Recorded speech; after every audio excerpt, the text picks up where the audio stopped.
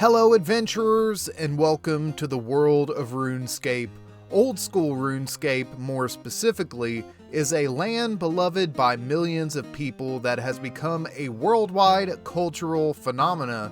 This magical land known as Gielinor, where the game takes place, contains hidden knowledge behind every corner that many of the longtime adventurers in this world have never noticed. Today we're going to be covering our first installment in RuneScape Facts You Didn't Know.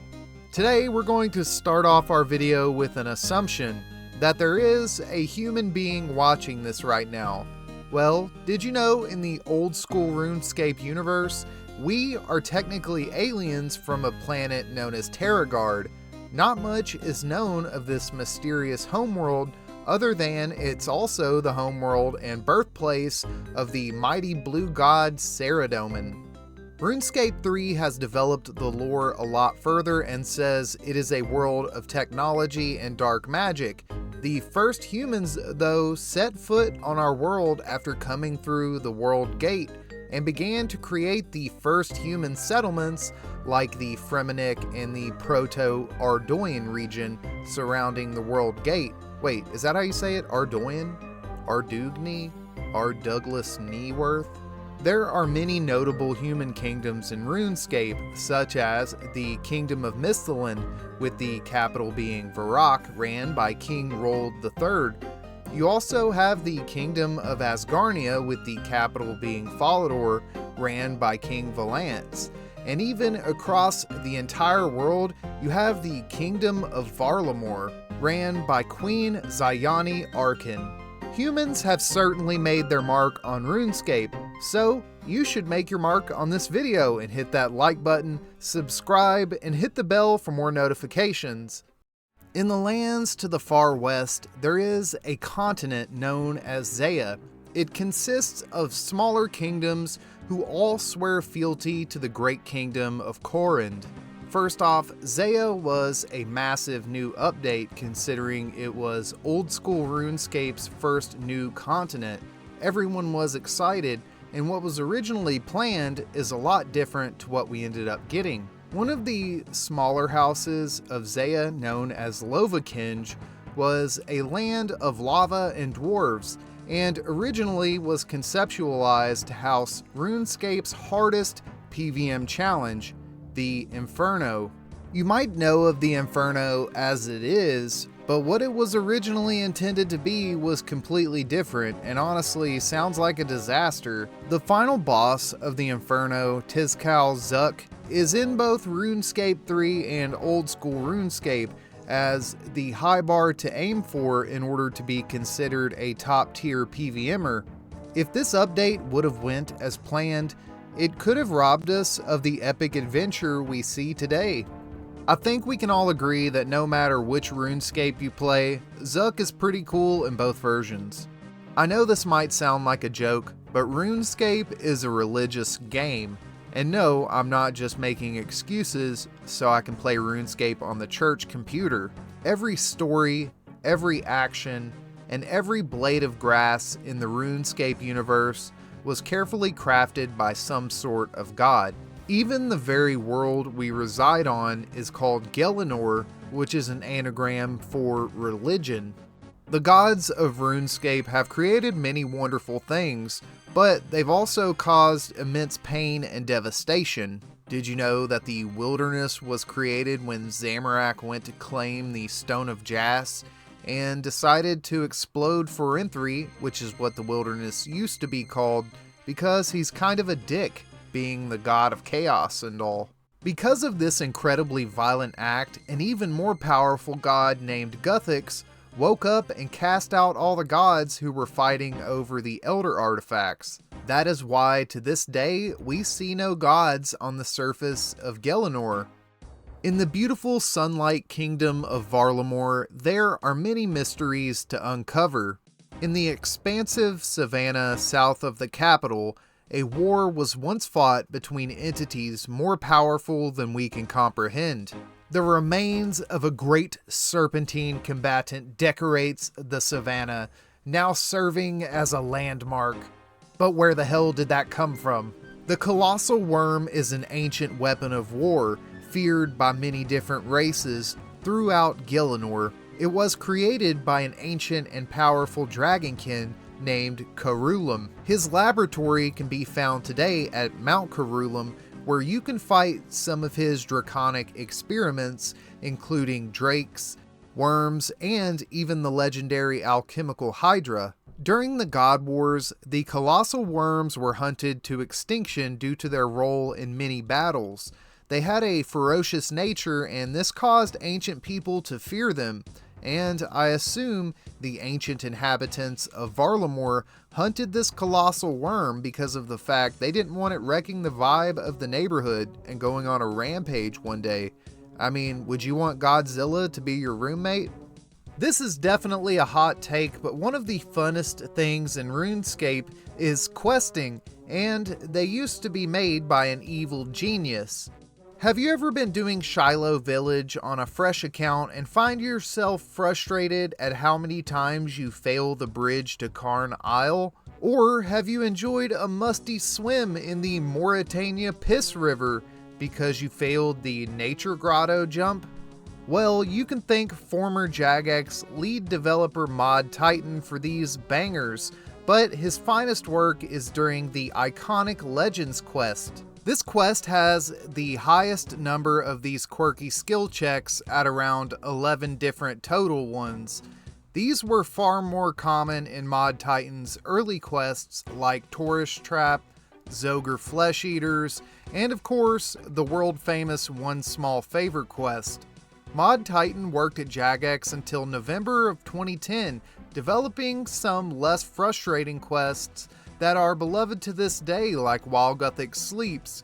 Ultimately, this developer will be immortalized in our suffering for as long as RuneScape exists, and we hope wherever Mod Titan is today, he doesn't stub his toe this morning. The Corporeal Beast is an awe-inspiring leviathan of nightmares that drops some very attractive shields that only the tallest and handsomest adventurers can obtain. But in the context of old school RuneScape, this creature makes no sense at all. The Corp Beast was released in September of 2008 as RuneScape's new highest level boss. It was available to fight after the completion of Summer's End, which was the entire context of the beast existing, as it was about a ghost child who was essentially being haunted by the dark core inside of the Corporeal Beast. When old school RuneScape was released, it was not in the game since it had come out in 2008 instead of the 2007 cutoff for old school, but the community voted in the Corporeal Beast with the Spirit Shields, minus the Divine Spirit Shield for some reason. The weird part about this entire thing is, since the summoning skill wasn't in the game and it was a requirement for the storyline that introduced the Corporeal Beast on RuneScape 3, old school's version would be without a storyline, just a meaningless, time-wasting jerk with no backstory and a heart full of hatred for adventurers. The next two facts I have for you today come from the humble but beautiful village of Draynor. Draynor Village is where many of our first adventures began. Whether we saved Ernest from the mad scientist who turned him into a chicken, or whether we took on the powerful vampire Count Draynor, this place has always been special. But what makes it even more special is it's haunted. And I don't just mean the silly skeletons and ghosts inside of the Draynor Manor. The gallows outside hold a spectral surprise. When logging in and out of certain worlds, you can actually see a ghost appear for a brief moment up on the gallows behind Draynor Manor. I urge you to test this out yourself because I was pretty surprised when I first found this. Who could this spirit possibly be? And did they deserve their fate? Let me know down in the comments section if you know who this is or have any theories about how they got here. I thought this was really interesting, and I'm curious if there are more of these around the game. A trip to Draynor Village wouldn't be complete without grabbing a brew from one of our many witches. I'm quite fond of Aggie, but unfortunately, if you get a little mouthy with her, she will literally rob you. Aggie has the ability to pickpocket you if you say rude things to her. She'll take your gold, and if you don't have any gold on you, a pot of flour will do. I wish that Jagex would put more interactions in the game like this because it's hilarious and potentially inconvenient for an NPC to take an item out of your inventory. And everybody knows the magic of RuneScape is being both hilarious and inconvenient. Deep beneath the feet of the people of Corund, a massive network of chasms connect each of the great houses, and at the center of these catacombs lies a horror from another world. The great black demon Skotizo, a beast that holds power unlike any we have ever seen. Skotizo was once a high-ranking member of the god Zamorak's military, having shed blood for his lord at the Battle of Karalanger. Zamorak trusted him enough to send him on an expedition to Karamja. While on this campaign, Skotizo would recover an artifact that would change the course of history. He betrayed his fellow expedition, leaving many dead. He then fled to the west to escape the grasp of his master, or any of his demon brethren that would seek his newly acquired artifact. Consumed by the dark energy of this artifact, he hid away in the catacombs of Corund, fortifying his position and lurking in wait. All while his sister, known as Zalcano, had a curse placed upon her. She would slowly turn into stone unless her brother had been captured and brought to Zamorak. All demons are from a planet known as Infernus, and they're all naturally quite powerful due to the conditions of this planet being quite harsh, and only the strong survive. Skotizo's power, though, was changed once he took possession of the Dark Altar. It has seemingly given him the powers of the Shadow Realm. In the lore book Corret's Memoirs, it gives some insight onto the nature of the catacombs, saying that I know of the powerful magic that keeps them bound below, meaning the monsters here. It also says the entrance may be below the earth, but that realm lies beyond the reach of us mere mortals, and then ends with other powers are at work, powers far beyond the likes of us. We know of several other places in the game where you can access the Shadow Realm, and it always heavily features the undead or Slayer monsters and Black Stone. If you take a look at the little demons Skotizo summons, they are very similar to the demons you encounter in the Shadow Realm in Lasar. I also think this is why the ancient dragonkin Karulum is said to have noted Skotizo's arrival in Corund. Why would an ancient powerful dragonkin care about some ordinary demon showing up? Let me know down in the comments section if you would like to hear more about this theory on Skotizo and Black Stone. However, what we do know is that Skotizo is no longer an ordinary demon and commands a power from another reality. This here is my Iron Man, and I'm about to teach you something that's going to blow your mind. Have you ever been in the heat of battle and you just needed to slice a banana? Did you know that you can take an Armadyl Godsword hilt and you can slice bananas with it? I have absolutely no idea why they coded it this way, but now that's something you know, right? You may have never noticed, but if you play in the classic layout, there's actually two dragons encircling your minimap, and they are named Atlas and Meridian. Both of their names come from geography terms. A meridian is a line that runs from the North Pole to the South Pole. It's basically the opposite of the equator, splitting the Earth in half vertically instead of horizontally. And an atlas is just a book with a bunch of maps in it. Desert Treasure 2 is by far my favorite quest in all of RuneScape, and in this quest you fight some really cool bosses, and I want to talk about one in particular, Vardorvis. He's like something out of Resident Evil, but did you know before he wound up like this, he was actually a vampire and the Grand Executioner for the Dark God Zeros himself? So how the hell did he end up with his head chopped off and infested by some T-virus parasite? After the betrayal of Zeros by the god Zamorak, Vardorvis found himself tasked with defending the Zerosian city of Lasar. It was under assault by Encamdo dwarves led by Yonrith Lovakinj. Vardorvis set out to execute this leader, and Yonrith fled to Zeah. Vardorvis did everything in his power to track him down, but when he did, the Encamdo dwarves led a surprise attack and beheaded Vardorvis in the Stranglewood. Little did they know, the Stranglewood held a forbidden secret that would make Vardorvis more dangerous than ever. The day prior to his beheading, one of Vardorvis's Venators discovered the Strangle, and he was accidentally infected by this party member. They inadvertently saved his life, I guess if you would call this living.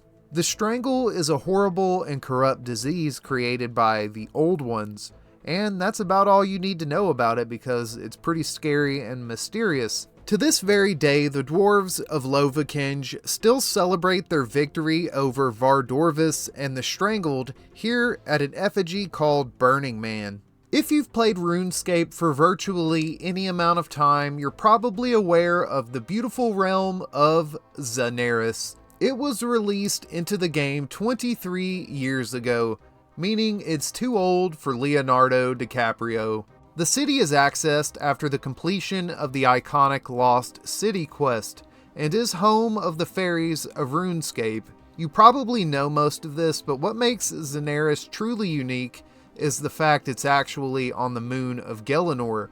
The fairy rings access the Abyss, a plane that is used for teleportation, and that is how fairies and adventurers get to various points in the teleportation nexus. Fairy rings are one of the most iconic things in RuneScape, and there are some very unique places you can visit, like the Enchanted Valley. Like, look how beautiful this place is. Yeah, see, don't you feel better now? The northern shores of Relica may appear barren and desolate, but beneath the waves, an entire ecosystem thrives. And just like in the real world, every ecosystem in Gelinor has a top to its food chain. And underneath this remote lighthouse, we can encounter the species at the pinnacle of predation. Daggonoth exists in a caste system, which means there are various specializations within the same species in order to perform a function that benefits the colony as a whole. You could look at a species like ants in real life and understand how they work, with a queen, soldiers, and scout ants all performing various duties that benefit the colony. The top of this hierarchy could be contested, but many would point to the Daggonoth Kings as the apex variant of this species. They are an iconic trio of beings that many adventurer has been slain by, and only the strongest can even reach these monstrosities, much less defeat them. But for those who do, massive piles of loot await. They were put into the game in November of 2005, and each of the kings' name has a different meaning in Latin. Supremus means highest, Primus means first, and Rex means king. Each of the kings represents a corner of the combat triangle, and they drop rings that correlate with the style they represent.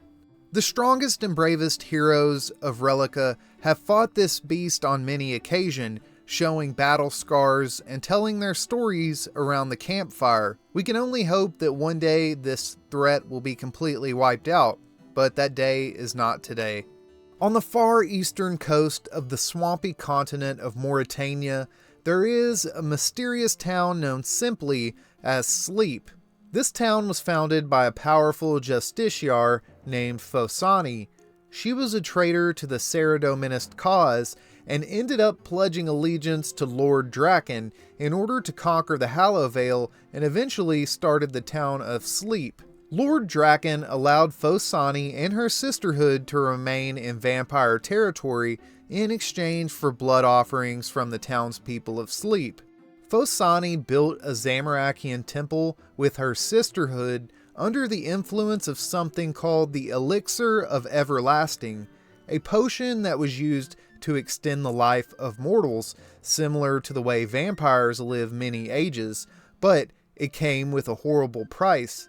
Those who drank it began to sleep for longer and longer periods of time, until eventually they would fall into a forever slumber. Once the town people realized what they had done, anyone who had drank the elixir was locked inside the Zamorakian sanctuary beneath their feet, for their own safety of course, giving them an isolated and safe place to remain in their eternal slumber. Now that the town was under the effect of the elixir, it was time for the real nightmare to begin. An eldritch horror from another reality broke into the monastery and began feasting on the sleeping townsfolk. To this horrific being, the sanctuary was an all-you-can-eat buffet, that is, until a siren named Shura came to take on the nightmare. This siren was from a land known as Ashihama. It's an island in what we would call the Eastern Lands near the Wushenko Isles. These landmasses are partially accessible in RuneScape 3, and sirens battle eldritch horrors often there. This is where Shura learned of this monstrosity and how to at least have a fighting chance against it. With the help of brave adventurers, Shura was able to banish the nightmare back to whence she came, at least for now. The nightmare drops an armor set called Inquisitor, which is incredibly powerful offensive armor for specifically the Crush style. This armor set is a reskin of Justiciar from Theater of Blood. This actually fits into the lore because of the fact Sleep was founded by a Justiciar named Phosani, but after she abandoned her Saradominist ways, she changed up her armor to fit a more Zamorakian theme. The Inquisitor armor set is one of the best looking sets in the game, but as cool as it looks, it has an even cooler backstory. I hope that Jagex continues to have this attention to detail with future armor and weapons. Another interesting and tragic story going on here is the tale of the Painted One. He came all the way to Sleep from Varlamore, and when he did, he got blamed for the curse that was put on the townspeople, lulling them into sleep, which was actually the elixir, but the townspeople who didn't take it ended up killing this man because I guess he just looked shady. It must be the face tattoos. But something I find really weird about this is he looks strikingly similar to the doctor from Mr. Nobody, which is really heavily associated with sleep and dreams. So I'm curious if this is a little Easter egg or not. But either way, really tragic story, and they shouldn't have done my boy the Painted One that way. Deep within the wilderness, where only the bravest may venture, is an arena where magicians come from far and wide to test their knowledge of arcane battle against one another. On the 22nd of September 2003, the Mage Arena was released. This is one of the most iconic mini-quests in the entire game. Upon defeating Collodion, you gain access to one of 3 god capes, along with a staff and spell associated with the god you pick. In February of 2018, Mage Arena got a sequel, and in this mini-quest you venture out into the wilderness and track down 3 different monstrosities that correspond to each of the 3 gods from the first one. I wanted to specifically talk about Porazdir. Collodion, who you get the mini-quest from, says, "From what I can tell, he is completely mad. He roams the wilderness, killing all who he comes across without mercy. Even his own kind do not escape his fury. He's known to battle the Justiciar quite regularly. Perhaps they are old enemies. We just got done talking about the Justiciar in the last fact, and they are essentially powerful Saradominist warriors, similar to the Templar in real life.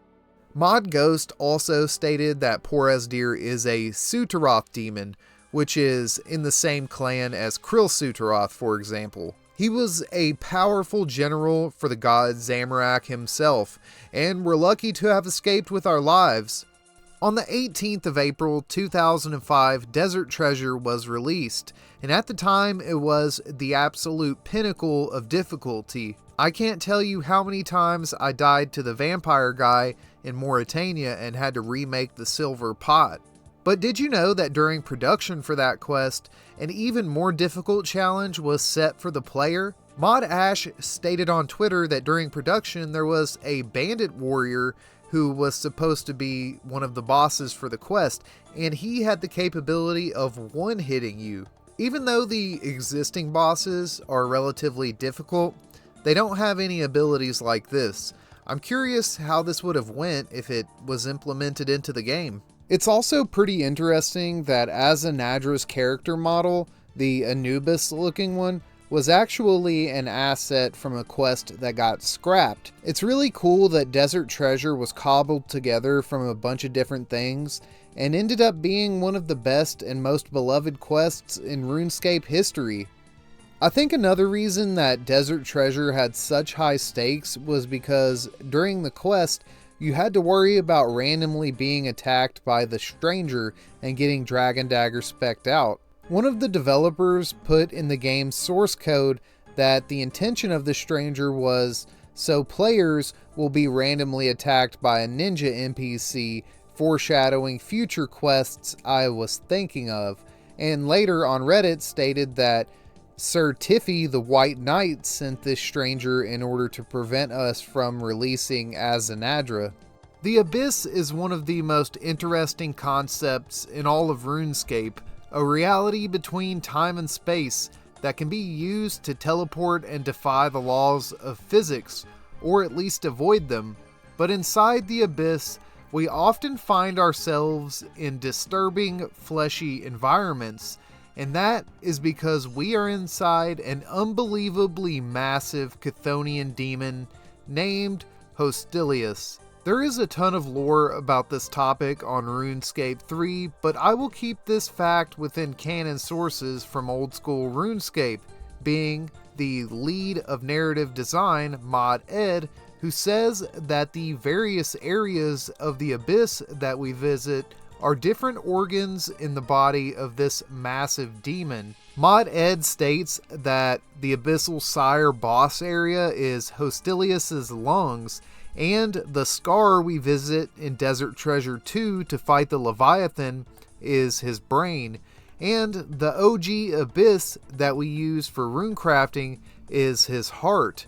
Some of the other members of the Chthonian demon race in Old School include Duke Succulus, who is hidden in Gorok, Blood Reavers contained in Nexus Frozen Prison, and of course the abyssal demons like Sire, who defend the flesh of their master Hostilius.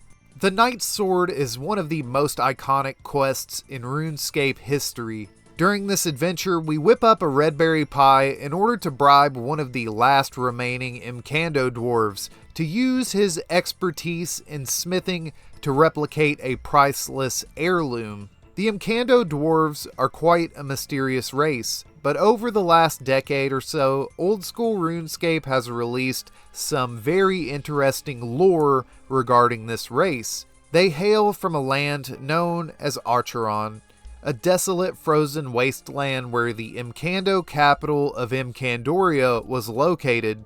This city was a once bustling metropolis, that is, until a strange black totem found on a beach in Acheron was taken back to the city so the elders of the Imcandos would be able to decipher what to do with it.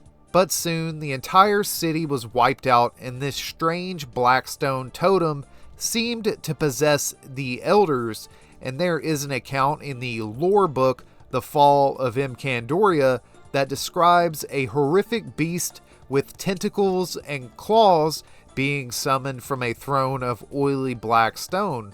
Any and all survivors fled and abandoned the once great city.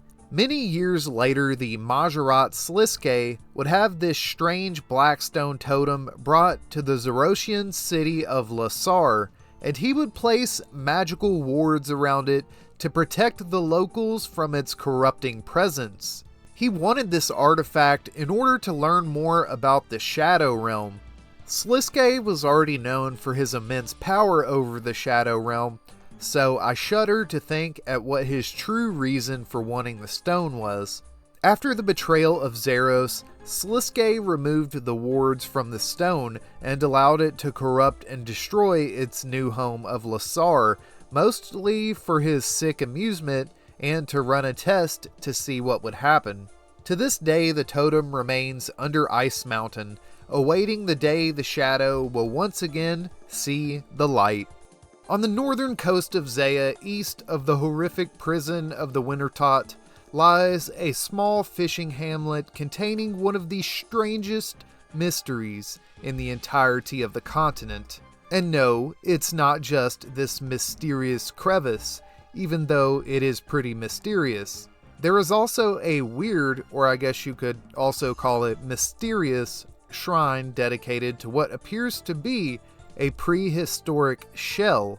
The hamlet was very clearly abandoned and would be completely empty if it weren't for the single inhabitant, Rakhar, and also mysterious Fremennik, who appears to have parked his ship nearby and basically decided to squat here and go literally insane. He mumbles a bunch of nothings, but if the player is wearing a specific snelm, he will spill the beans on what's going on. He says, "Beyond the reef, within the deep, the Kaisertief remains asleep.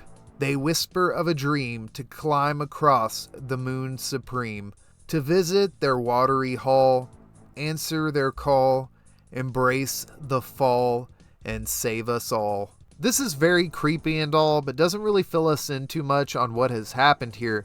Thankfully, there is a journal available nearby that was owned by one of Rakhar's expedition crew members, Larkor. It details what happens on this horrific expedition. When they first arrived here, the locals were incredibly hospitable to the Fremennik crew and simply asked for help with fishing in return for their hospitality. On one of these fishing expeditions, they recovered what was called a snake stone, and here is where the story gets dark. The stone began to poison and corrupt the expedition crew, and they claimed it would whisper to them.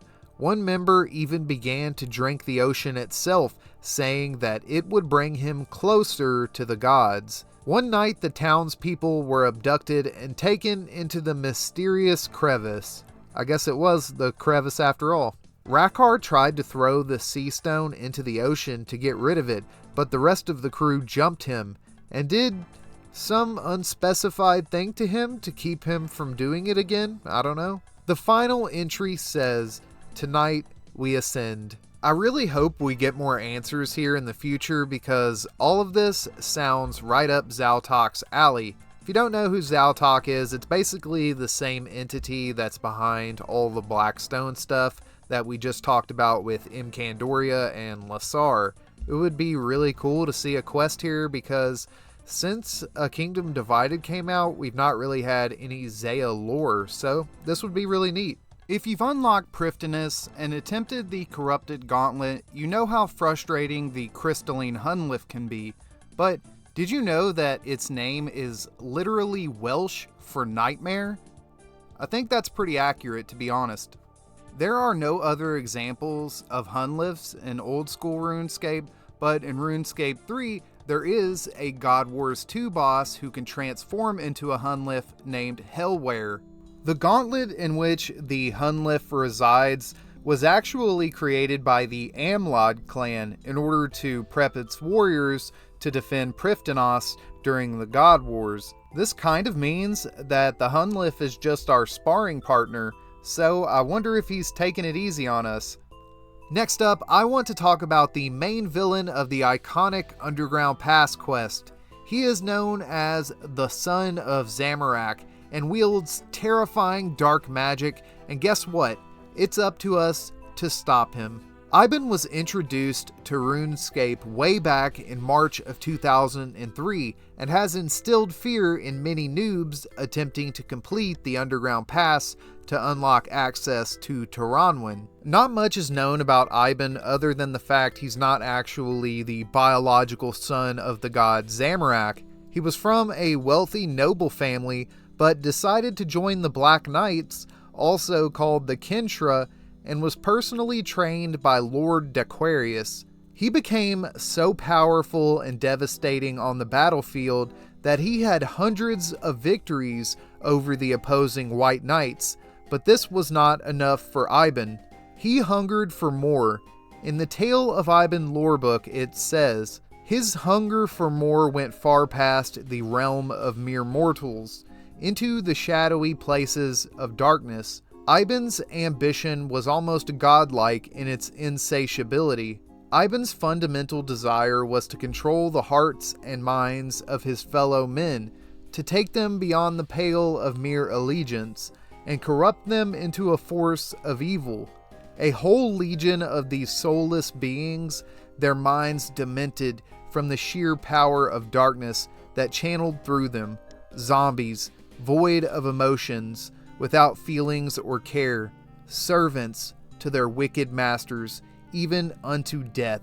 He was eventually slain by the White Knights, but was then resurrected by a powerful witch in the underground pass, who created an elaborate ritual with many steps in order to keep him from becoming a mindless zombie during his resurrection. 1 year after his resurrection, the King of Ardoin had enough of his reign of terror and tasked a brave adventurer with killing Iban again. And to the surprise of many, this was accomplished, and with Iban out of the way, the underground pass would be used by the people of RuneScape as a route to the elven province of Taranwyn. Has it ever occurred to you that Barbarian Village seems kind of random and is in the middle of nowhere? Where did the barbarians even come from? Well, the village was actually created 200 years ago by the Fremennik people as an outpost during a massive crusade on wizards in RuneScape. The nomadic tribes of Relica banded together and marched all the way to the Wizard's Tower and literally burned it to the ground because they saw runecrafting and magic as a heresy. Over time, the Fremennik tribes began to disperse from Misthalin and returned to their homes, having sustained heavy casualties. Barbarian Village is what remains of this great crusade, with the modern-day inhabitants sharing a cultural lineage with modern-day Fremenniks. The barbarians of today are much more tolerant of wizards, and even created the Stronghold of Security to help all adventurers keep their accounts safe, even magic users. The Fremennik believed, and still believe, that magic and runecrafting belonged to the gods alone, so they destroyed many of the runecrafting altars around Gelinor. They also nearly wiped out the remaining Imcando dwarves because of their use of the superheat spell. Geez, the Imcando just can't catch a break, can they? The mage training arena also suffered an attack during this age, but not at the hands of the Fremennik. A band of warriors and archers that trained in Misthalin actually assaulted and destroyed the mage training arena due to their sympathies with the tribes of the North's assault on wizards. They too believed that magic was a heresy. The barbarians might not like this, but RuneScape is a game full of magic and wonder. Thousands of stories, facts, and information one could explore and get lost in. But today, friends, that will be the end of this expedition. I truly hope that you enjoyed the video as much as I did making it. It means the world to me that you take the time to watch this. Please make sure to like the video and subscribe so we can hit the goal this year of 4,000 subscribers. If you have any interesting RuneScape lore facts or topics you'd like to hear more on, or maybe some thoughts on the video, please leave them below and I will do my best to reply to everyone. I hope that you are truly blessed with wonderful RNG, and until next time, Pride Slayer out.